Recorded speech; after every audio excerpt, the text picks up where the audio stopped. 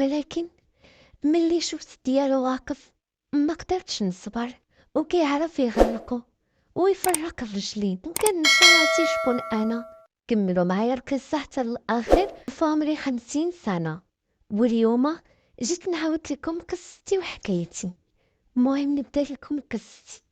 انا البنت الوحيده عند والديا، كنت مفششه بزاف وكانوا معرلين فيا وما عمرهم خسروا ليا خاطري. المهم تزوجت وانا في عمري 20 سنه. تزوجت مع راجلي زواج تقليدي، ما عرفتو حتى النهار ديال الزواج. المهم تزوجت وعشت مع راجلي اجمل ايام حياتي، وولدت معاه بنت وحده.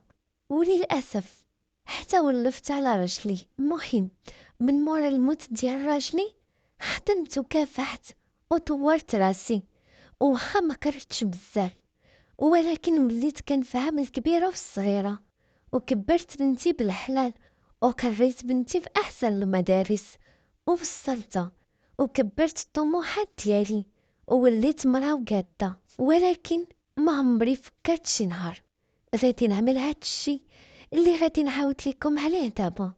المهم كبرت بنتي وحلت لي عيني على شحال من حاجه.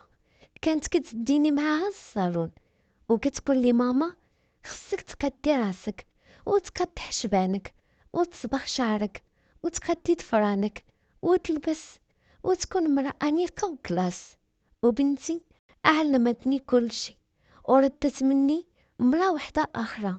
أنا في الأول كنت كنلبس غير الجلابة والزيف، ولكن بنتي بغاتني نلبس العصري ونحيد الزيف. وأنا عملت الخطر من بنتي حيت هي الذوق ديالها مزيون بزاف، ووليت كنشري الحوايج بلا قياس وكنلبس ونقد راسي، وهي عاجبها الحال كتر من القياس. وبنتي حلت لي عيني على بزاف ديال الحوايج، حتى وليت كنقلب على اي طريقه نعملها باش نبان صغيره ونبان مزيونه في العينين ديال كل شيء. وبدا كيعجبني الحال ملي الرجال كيشوفوا فيا، وما عرفتش شنو وقع لي حتى وليت وحده اخرى، لدرجه وليت كنجلس في بيتي وكنهضر مع راسي وكنقول تينا مزيونه بزاف سناء، وشحال هادي ما قاسك شي راجل.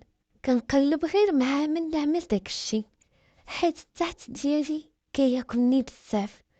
المهم بنتي كبرات وصلت للسن ديال الزواج، وتعرفت على واحد الولد ظريف وكيتعامل معاها مزيان وكيحترمها. وفعلا جاو خطبة هو وعائلته، وواخا بان لي الولد عينو صايغة وخفيف شوية توكلت على الله وعطيتو بنتي. المهم تخطبوا وعملت لها خطبة كبيرة، وبنتي وخطيبة طولوا شوية في الخطبة ديالهم حيت كان خصهم يقادو دارهم ويفرشوها. المهم في فترة الخطوبة لقيت خطيب بنتي ديما لصقني سوا في الدار ولا في الخدمة، كيقول لي خالتي ياك ما نعاونك، ياك ما خصك شي حاجة نجيبها لك، راك تينا هي كلشي.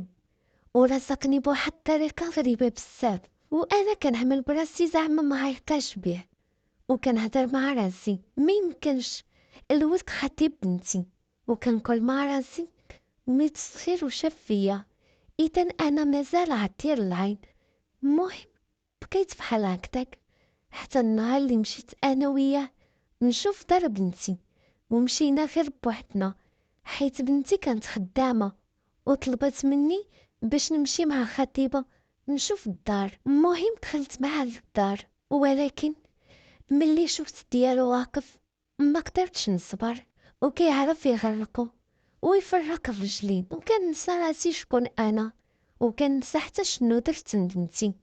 الصراحه صيدني وبغيت نقول لبنتي باش تبعد عليه، ولكن ما قدرتش حيت كتبغيه بزاف وخفت نقول لها. وبصراحه وليت كنخاف بنتي تسيق الخبر بلي انا طايحه مع الخطيب ديالها وتكرهني، حيت انا وليت ديما مشى مع خطيبه للدار، كنقضيو الغرض وكنخرجوا، وبعض المرات غير في الطوموبيل صراحه، وما عرفاش كيفاش نبعد عليه وننساه. ونحبس هاد الشي اللي كنعمل معاه.